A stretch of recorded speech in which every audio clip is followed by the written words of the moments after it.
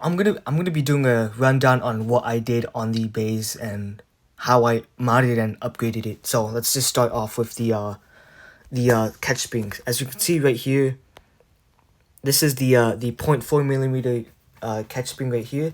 You can see that it is bent. It's because like when you're closing it, this is slightly sticking out. So you can see how distorted and tilted it is, and it I think may have caused an issue with it catching. But to be safe, I'll just replace that with the 0.5 millimeter thick gauge spring that was shown in the previous section. So this one right here, this one right here. So that, and here's another angle of it being bent. Like, bro, I'm kind of pissed right now because I lost 19 minutes of perfect footage I was gonna use. So I might be a little bit frustrated. So here's another angle of it being bent if you close the the shell on it. So make sure you have something that pushes it in to prevent this from happening, which may cause a catch issue. Here is the metal pusher. As you can see, it is doubled, and I upgraded the O-rings so that it is tighter in the belt to create a better seal, which you always want when you're upgrading the power of a blaster. And the reason why there is a metal pusher is metal because the amount of air that it releases through here, it's not a skinny pusher. So the channel of air coming through is not small. It's like extremely wide if you buy a metal pusher. So you get a faster power transfer of air, meaning more FPS at a faster rate. So air traveling at a faster rate equals more FPS you're getting. So that's why you want a metal pusher and better O-ring seal to make sure that air is not escaping and all that air is going into pushing the dart out of the barrel. As you can see here, you can see that there is no cushioning here because I have took it out so that the pusher can be more seated forward, allowing the plunger to push more air out. Because if you put the cushion here, it pushes the pusher like 4 or 5 millimeters back, which is like 5 or 4 no, it's like 6 or 8 cc's of air volume that you're losing, which can be more power to the blaster being available to use. So that is one thing I did, and let me just show you. So this is the cushion thing I am talking about that sits right here in front of it. So the more forward the pusher is, the more air that is being used to push the dart out. Here is the second cushion thing. This side is directly being hit by the plunger. So just to like be somewhat safe and make sure like the metal on metal contact is like not good. There's gonna be some dent. So I put some duct tape onto it, some high quality duct tape onto it to cushion. So this is only taking up like 1 millimeter of space. So that is not a lot of air volume compared to how thick this thing is. All that is like, this is like 12 cc's of air being used up that you're losing from the blaster. So both these two combined is like plus 20 cc's of air volume that you can use for power in your blaster. So I removed these two things specifically to max out the power I have out of this thing. The reason why I have a picture of this is the potential that this blaster has. So this dot right here is how far you can prime it back until it stops. And you can see past here, it's way past the line. Usually it stops like right here, right? But now after mods and stuff and like testing, it goes all the way here. That is so much space. And when I primed the blaster all the way back, the plunger was so offset, like from where the catch position is. So the catch is here, right? I was able to put the I was able to push it all the way back right here, like literally right here, somewhere there. If the catch, this catch, was set back like a couple centimeters all the way back here, you see how much empty space that is right here? That could be being air. That could be air being pushed out into the barrel, accelerating the dart super fast. Like, you see how much extra space this is? That can be extra power that can be used in the Baize. Another thing to address is the reason why I have like duct tape around my the tube, the plunger tube. So like the duct tape right here. Let me just get a better angle. I'll find a picture.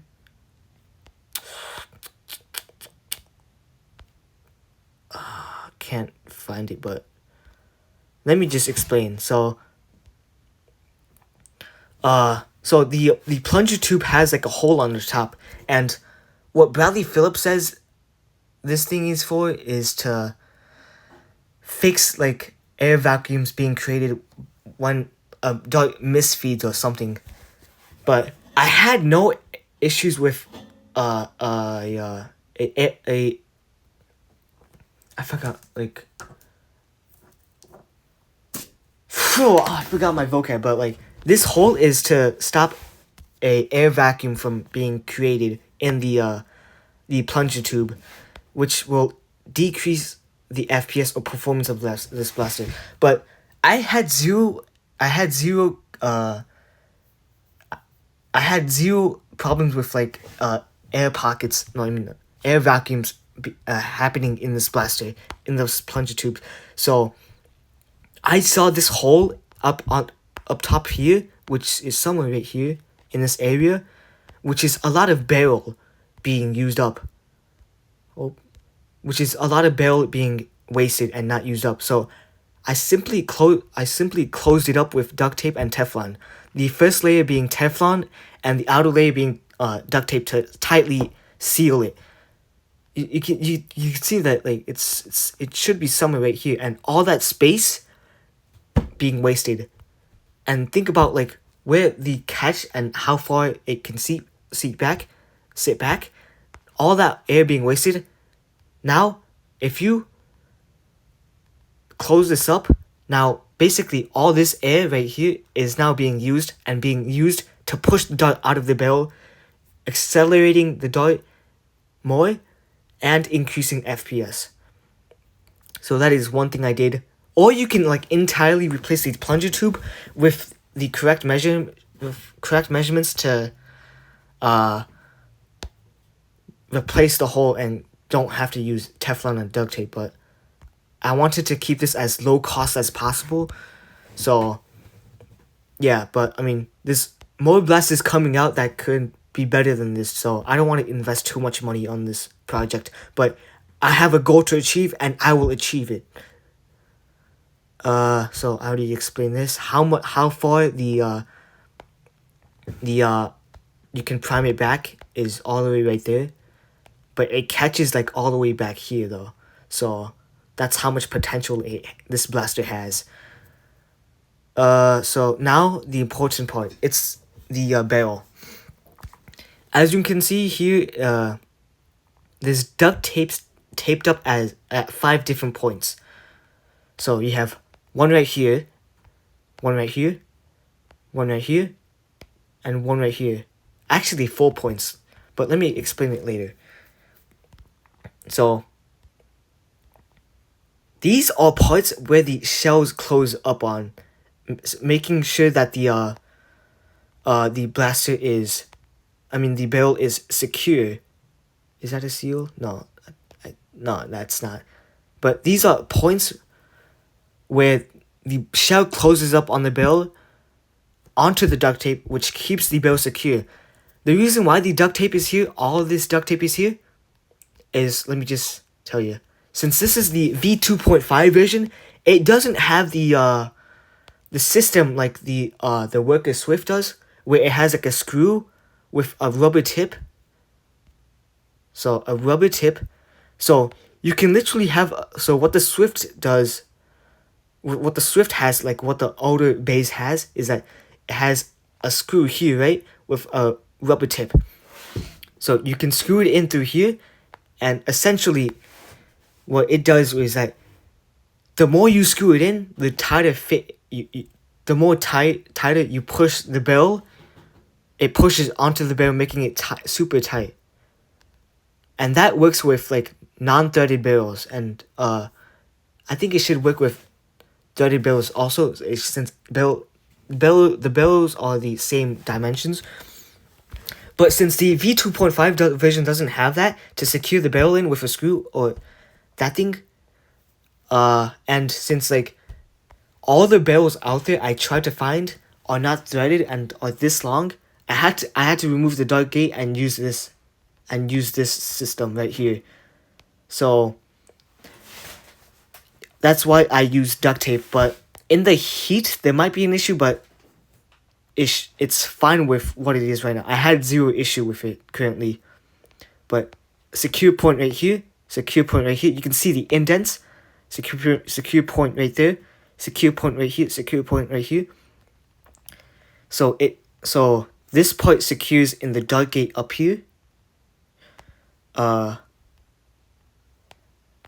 second one secures right here, and you can see it's like one of the big supports next to this thing right here, up there. So this section. The next point would be right here. Where it secures is up here. You can see these two parts,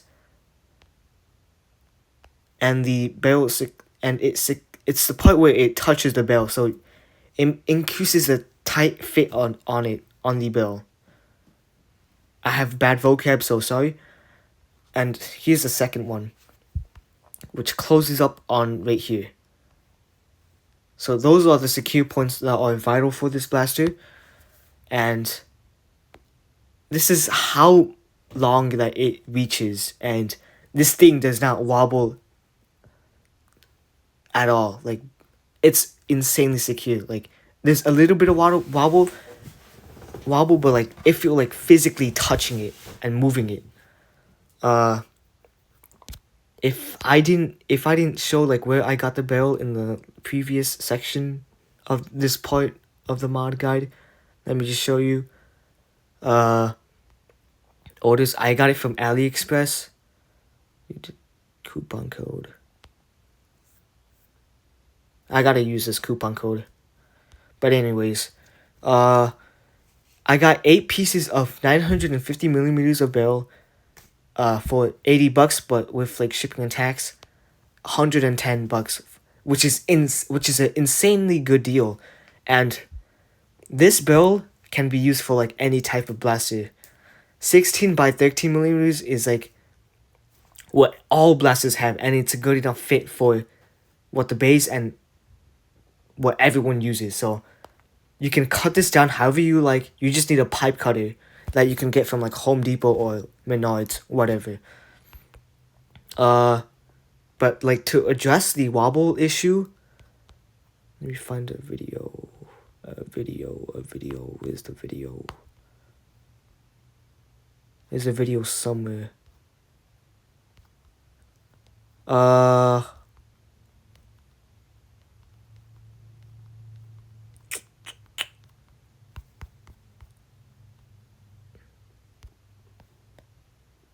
It should be in this video somewhere, but I can't find it right now. But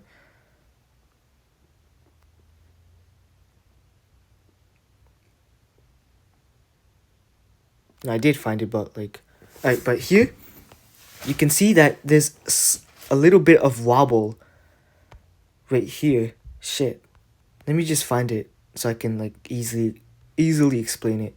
Right here, you can see that there's a slight wobble when you fire the blaster because of the immense power this thing possesses. But the good thing about the wobble is that it's vertical wobble and not horizontal wobble that might decrease accuracy. Horizontal is sideways wobble, but vertical wobble is good because it's a straight line up, which since when a person is standing up, they're a vertical line. No human is horizontally standing up.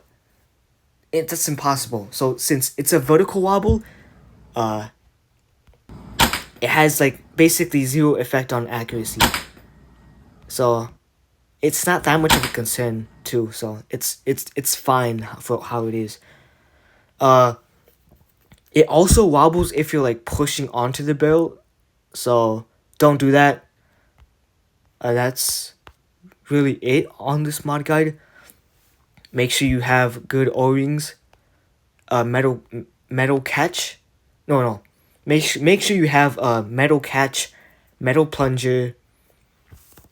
Make sure you have O-rings and lube. O-rings that are tight on the barrel. To test out for an air seal, make sure you plug, when you fire the blaster, you plug the tip of it. So, plug the tip of the barrel, prime the blaster, and shoot it. And then release your thumb, or however you're holding the top of the barrel. If you release from, if you put your hand or finger or out of the barrel, you should hear like a pop after you pull the trigger, showing how much air is still inside the barrel after you shot the blaster, which tells you how good of a seal you have. If you plug the barrel, you shoot the blaster, and you release your hand or finger, and you hear no air popping out, that means you have no seal. So make sure you just have a good seal on the pusher point. The plunger point, make sure it's very, very tight, but not too tight.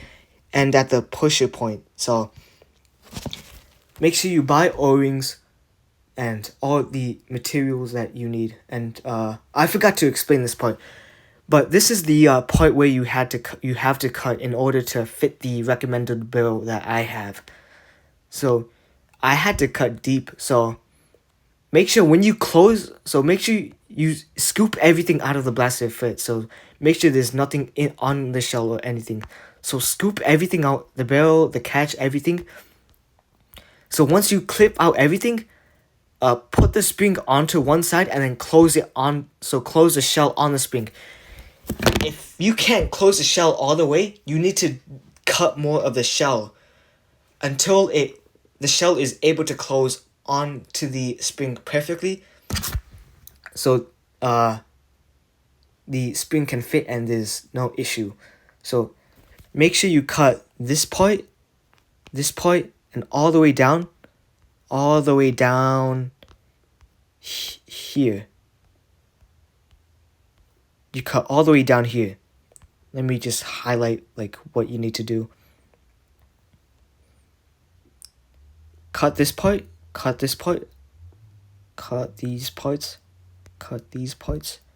and cut that part. Just a little bit of that part. Oh, a little bit of that part. But like, all you just need to do is just make sure it fits, and just close the shell onto the spring. So it's an easy way to find out if it fits or not. That's really it in the video. I hope you have a fun time modding the Baize like I did. It's been like a whole year of modding this blaster, since I can't spend every day modding it. So, and like I can't buy parts every day since I don't have that money. So it's been a whole process of learning. So I hope you have a good time learning, and I think I explained everything. I'm still a little bit frustrated. I didn't get to use this footage which explained every single part of the Baize. But anyways, thank you for watching.